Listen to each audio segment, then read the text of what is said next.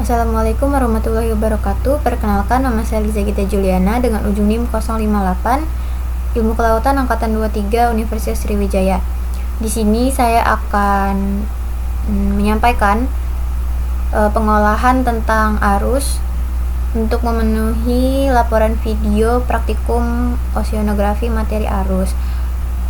Sebelum masuk ke pengolahannya, saya akan terlebih dahulu menjelaskan apa itu arus.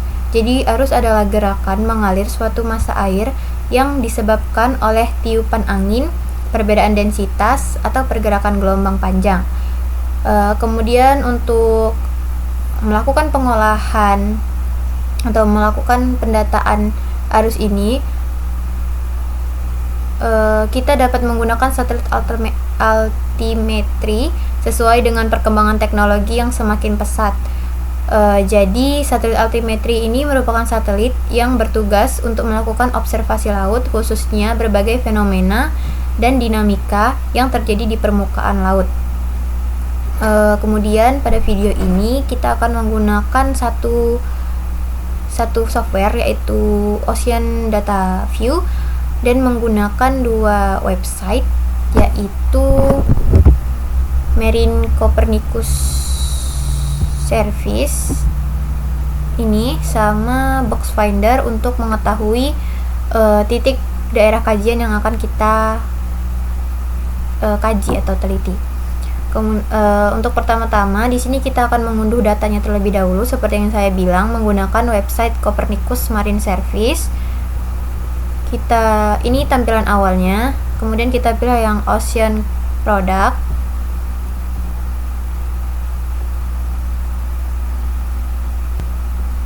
Kemudian di sini kita pilih yang Global Ocean Passive Analysis and Forests. Kemudian bakal tampil seperti ini. Nah, ini kita pilih yang gambar unduh.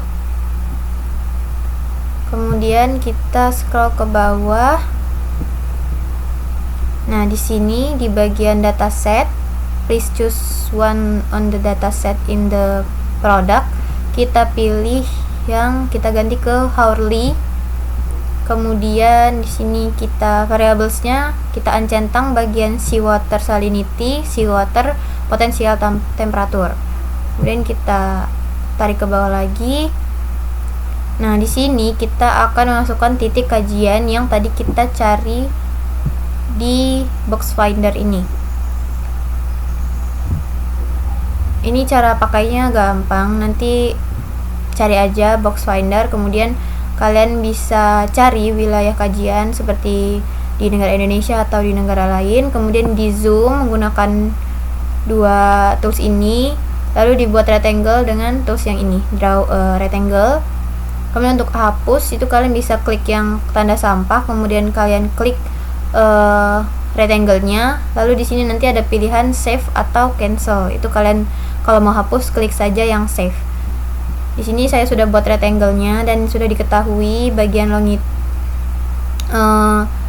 utara, timur, selatan, dan baratnya ini yang di bagian box.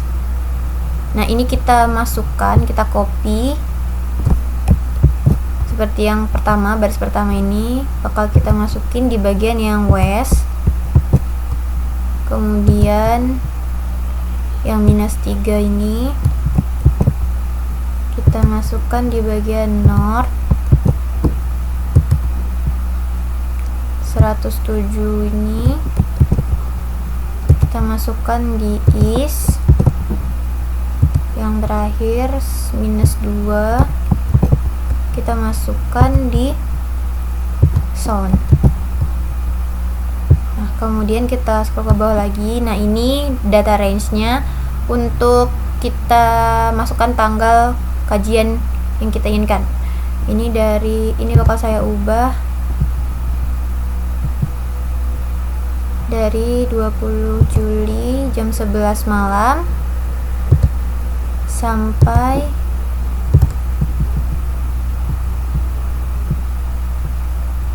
21 Juli jam 11 malam. Kita pakai datanya 1 hari ya. Kemudian kita scroll lagi ke atas. Oh ya, ini kita bisa lihat bulan 7 tanggal 20 2024 jam 11 malam sampai bulan 7 tanggal 21 2024 jam 11 malam. Yang hitungannya berarti 24 jam atau 1 hari. Kemudian di sini kita bisa langsung klik download. Nah, nanti akan terproses downloading. Kita tunggu hasilnya selesai. Nah, jika sudah, kita bisa langsung masuk ke Ocean Data View atau ODV. Nah, jika sudah masuk ke Ocean Data View-nya, pastikan terlebih dahulu kalau data yang kita download tadi udah ada di dokumen dan di folder yang kita ketahui letaknya di mana. Jangan di bagian download karena nanti bakal susah carinya. Kemudian kita di ODV, Ocean Data View, kita klik file, kemudian open. Kita ambil data yang tadi kita download. Saya bakal coba ya, ini di dokumen, kemudian dicari datanya di mana. Nah, ini dia bisa berbentuk ODV, var, NC, CDV. Nah, ini kan kita pakai data yang NC file. Kemudian open. Nah, di sini kita pilih next. Sini kita di associate meta variables, kita geser bagian, kita pindahkan yang UO ke samping sini dengan cara klik tanda panah. Kemudian FO, VO, kemudian ZOS. Kemudian kita klik next. Nah, di select primary variable kita pindah dari deep ke time, lalu kita next. Kemudian di bagian subset dimension sini kita pilih yang domain, kemudian pilih finish. Full domain ya tadi maksudnya. Nah, kemudian di sini kita klik kanan di peta, kemudian ke properties, lalu ke display, ke layers. Nah, kemudian di layers ini kita centang semua layer selectionnya kecuali borders. Kemudian oke. Kemudian kita ke view atas ini, lalu kita pilih yang layout template, kemudian kita pilih yang one surface window. Kemudian kita klik kanan di bagian peta besar, properties, lalu kita ke display style, di original data bagian yang ini kita pilih yang rows. Kemudian untuk X nya kita gunakan yang UO, Y nya kita pakai yang VO. Kemudian di color ini kita ubah ke yang nomor 4 atau merah. Kemudian oke. Di simbol color juga kita ganti ke warna merah atau 4. Kemudian kita apply to all windows. Oke. Nah, nanti bakal muncul panah-panah arah arusnya. Nah, ini panah ini arah arusnya. Kemudian di sini kita bisa klik kanan, extras, animation, ISO surface. Nah, ini untuk mengunduh datanya berbentuk GIF. Ini kita klik OK aja. Nah, ini kan dia berbentuk GIF file. Nah, di sini kita bisa ubah namanya ke arah arus.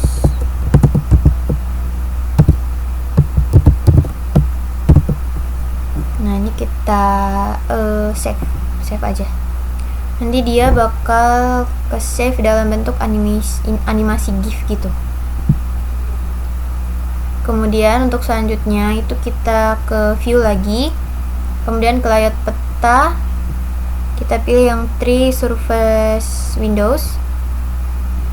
Nah, di sini kita klik kanan pada peta yang paling atas ini yang UO, kemudian ke properties, kemudian di original data ini kita ubah ke arrows, sama seperti tadi, UO, Y-nya VO, colorsnya merah atau 4.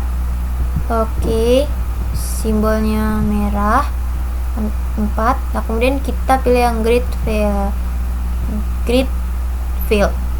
Di sini weighted-nya kita ubah ke Diva Grading. Kemudian apply to all windows. Kita ke contour, kita klik yang auto grid. Kemudian kita klik OK. Tunggu. Nah, nanti hasilnya bakal jadi seperti ini. Nah, ini karena kan yang kita keluarkan konturnya tadi baru yang UO aja. Nah, ini kita keluarkan juga yang VO dan yang ZOS.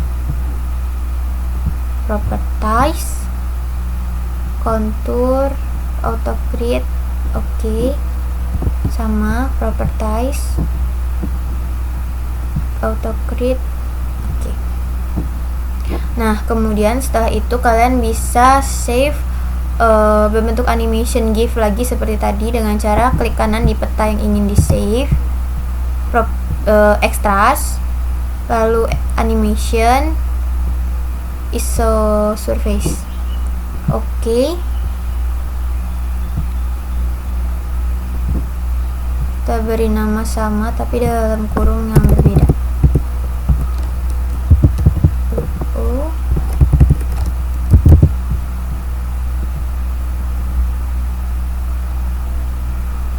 Tunggu. Itu lakuin hal yang sama ke dua peta sisanya. Nanti kita langsung lanjut aja ke kesimpulan. Nah, jadi hasilnya seperti ini. Dapat kita lihat pada animasi untuk data yang pertama atau hasil yang pertama ini adalah arah arus dan kecepatannya yang ditunjukkan dengan gambar panah. Jadi pada animasi ini menunjukkan arah arus laut permukaan. Panah-panah kecil mengarah ke arah barat daya, yang berarti arus dominan bergerak dari timur laut ke barat daya di sekitar pulau-pulau. Arah arus ini sedikit berubah karena pengaruh bentuk wilayah. Kemudian kita lanjut ke hasil data yang berikutnya. Nah, ini merupakan komponen hasil data komponen zonal atau UO. Peta ini menggambarkan arus arah dari timur ke barat. Warna biru dan ungu menunjukkan arus ke barat di sekitar Pulau Liat. Terlihat arus ke barat cukup kuat, terutama di bagian tenggara pulau. Kemudian untuk hasil data yang ketiga, ini data VO atau komponen meridional. Peta ini memperlihatkan arah arus dari utara ke selatan. Warna merah menandakan arus ke utara. Di sekitar Pulau Liat, arus permukaan cenderung mengalir ke utara, terutama di tengah dan di bagian timur wilayahnya. Bisa dilihat ya di bagian hasilnya. Kemudian kita lanjut lagi ke data yang terakhir. Nah, di sini itu data ZOS atau ketinggian muka laut. Peta ini atau animasi ini menunjukkan tinggi permukaan laut. Warna ungu menandakan area yang lebih tinggi. Permukaan laut lebih tinggi di timur dan lebih rendah di barat daya. Jadi timur laut itu lebih tinggi, barat daya itu lebih rendah.